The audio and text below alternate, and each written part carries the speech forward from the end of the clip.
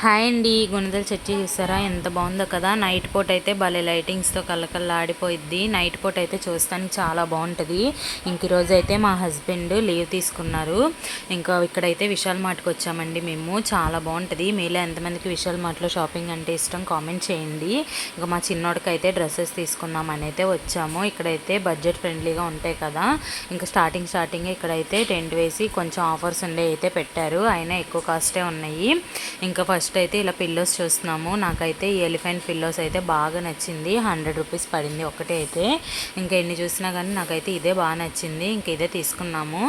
మా బుడ్డోడైతే పద్దాక పిల్లులు కుక్కలు ఉండేవి తీసుకుంటూ ఉంటాడు. మళ్ళీ తీసుకొచ్చి నాకు కూడా అదే చూపిస్తున్నాడు.